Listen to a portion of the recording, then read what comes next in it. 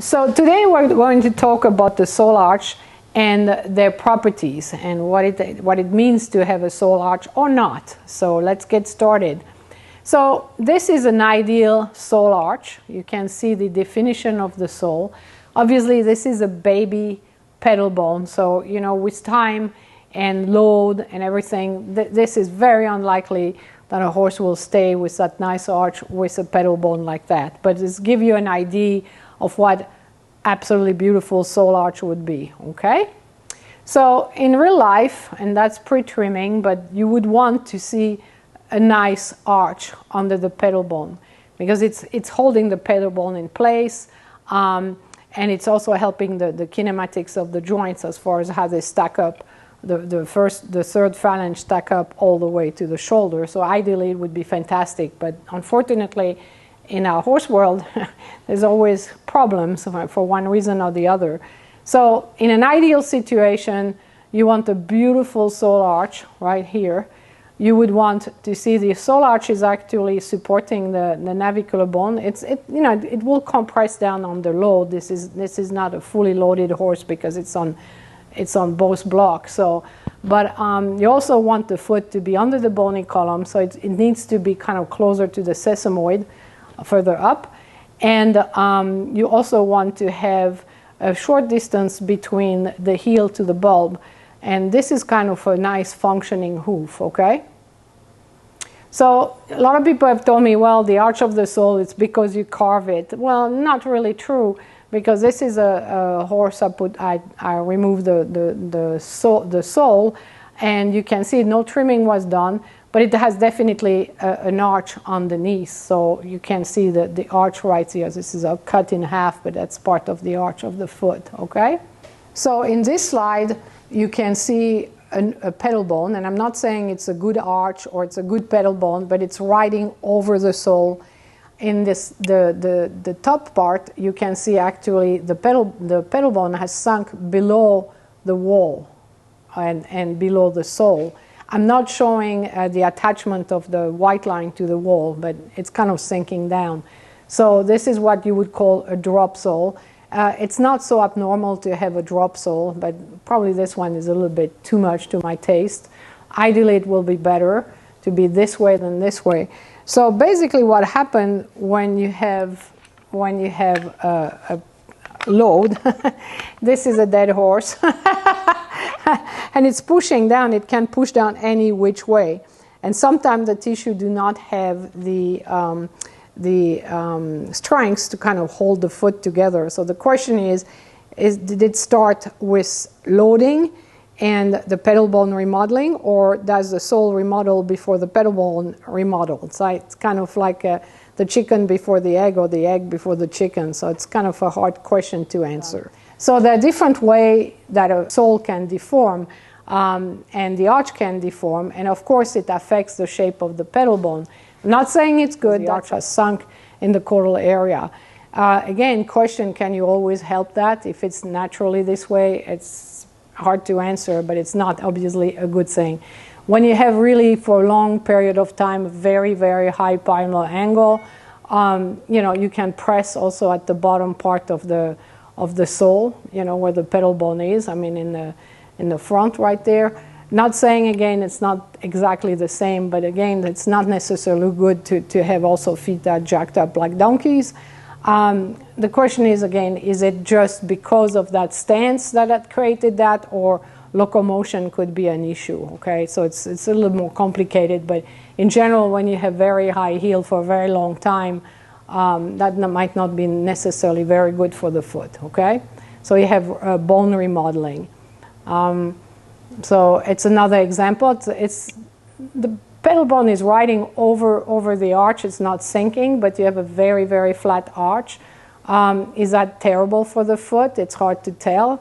Probably not exactly what I would want to have, but so this is again a live horse, and this is kind of a representation of what it would look on the inside. It's not the same from the X-ray live horse to this, but it gives you a general idea.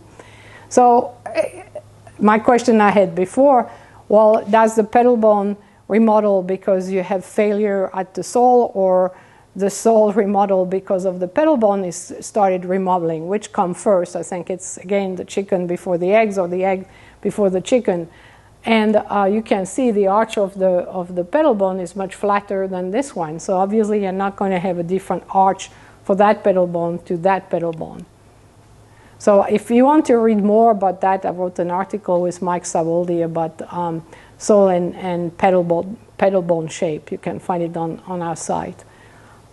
So why do arches change? Obviously trimming, shoring, conformation, aging, and just basically loading. You know, a lot of horses locomote at certain weights like us. Some people are more athletic than others, or they keep themselves in better shape than others. And you have also genetics. You know, some horses are born with very good feet and some don't. So this is an example. This is a live horse that actually was left for 2 years untrimmed, completely untrimmed, and kind of took care of itself on its own because it disappeared for 2 years on a 1,000-acre ranch. Finally, they decided to grab the horse again. So, you know, it's doing okay, but you can see this area is what I would call a drop sole. It's leaping down. This is pretty much what would happen. It's pushing down for whatever reason the horse is doing that. So obviously over time, I'm sure it's going to affect the shape of the pedal bone. So again, this is a prolapse or drop sole. So instead of riding on the top of the sole, it's prolapsing through it. It's not so uncommon to have that. You know, they can callus over here and still be okay as far as, you know, some horses, but eventually it's going to do damage if you want to have a horse, you know, for life. And also it depends on the environment you ride a horse, especially barefoot. So horses can also, you know, change. The pedal bone can change depending on the load, up and down, but also there's a shearing factor medially, laterally, and the capsule can shear and push down or lip depending on how the horse load. I'm not going to go into all the different type of loading, but you get the idea. So you will have a prolapse sole. You know, it's not shown quite here. This is just a fully prolapse sole. But here you can see if it's pushing constantly on one side or the other, you're going to start having problem, especially to the pedal bone. This is a barefoot horse that I dissected, and you can see underneath. You can see here a little mark right here. This is where the horse is on full load. The capsule expands, the pedal bone goes down, then it rebounds back up. So you can see that little line here. See, there's a bump. So that's when the horse is on full load. This is the actually shape, the placement of the pedal bone. But when it's really on load, it's probably, you know, kind of end up here, not here. So because everything moves, it's not static. So, you know, so that's, I think, a good example. So again, depending on how they load across their foot, and also through just general back to front leg, if they canter more or trot more, or if they have other issue or neck issue, you could see some kind of this dropping one way or the other that's more accentuated. So this is again your ideal baby foot that is fantastic with a great arch, a beautiful frog stay. And this is a thoroughbred from the track that is far more flat. And, you know, you're not going to find that arch. You know, it's not necessarily bad. Some horses can have, like in humans, you know, not everyone has arches in their feet, you know. So you could be flat arched and high arch and still be functioning. So again, there's, you know, nuances on what's good or bad and no absolute. The shape of the sole is not symmetric. It's a little wider on the lateral side and steeper and not as wide on the medial side.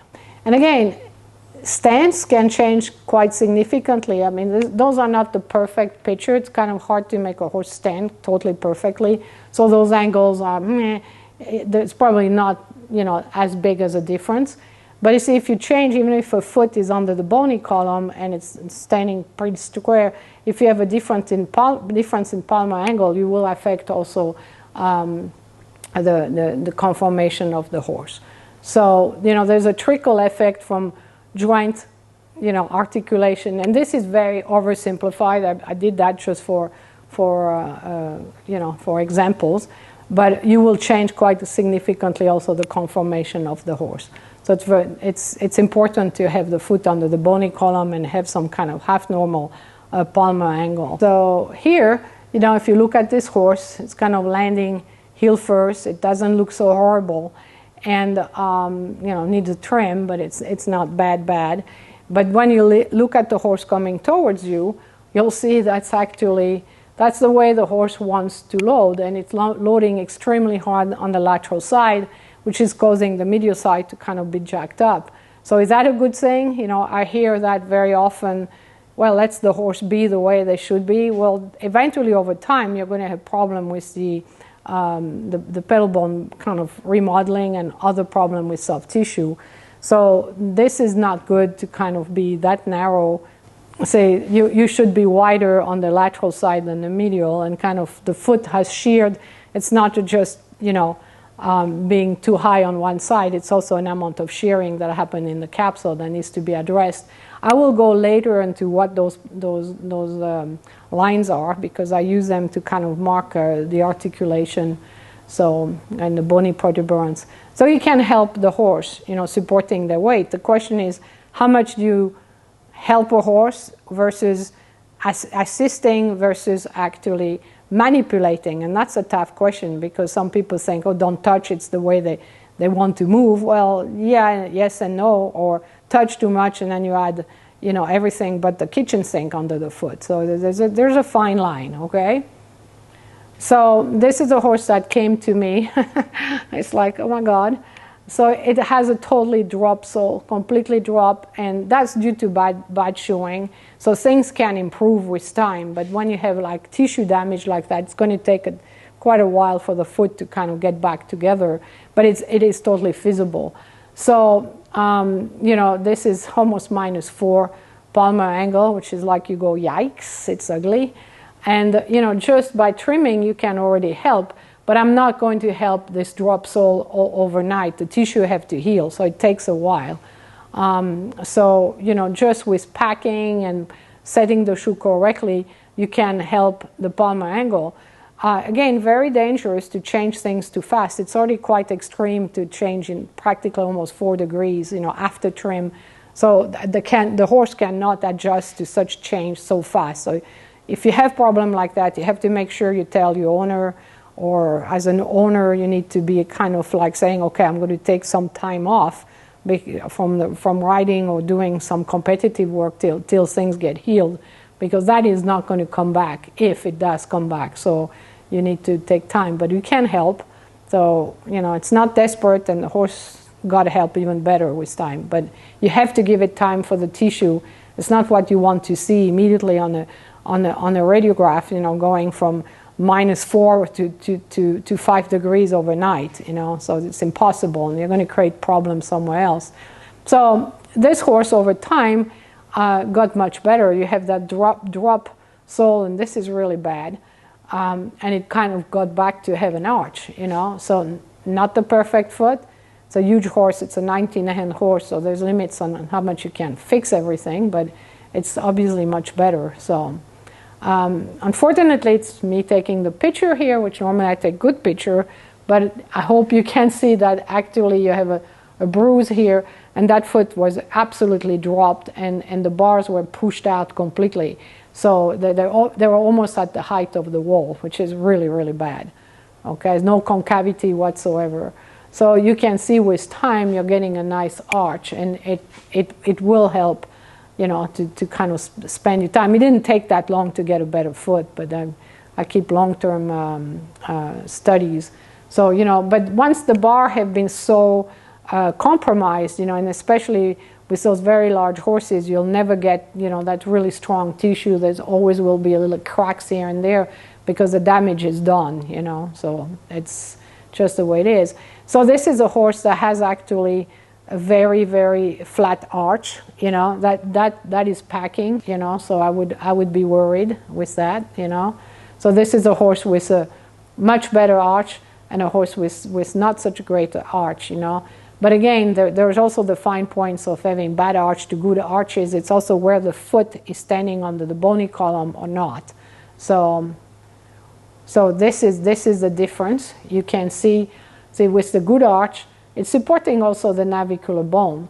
And a good arch has also mechanical property of rebounding, you know, which is really important. Everything in the foot. But what I mean by being under the bony column, so you have most of the foot kind of aligning. This is your cannon bone, and I kind of took the sesamoid. So it's pretty close to that. You have the heel to bulb distance that is short, and you have also where this navicular bone is standing, it has some support right here.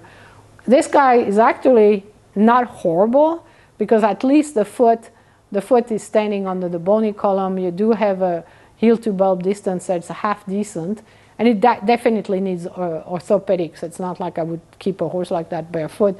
There is some support from the arch, but you can tell on full load, I don't like the navicular bone would probably end up here.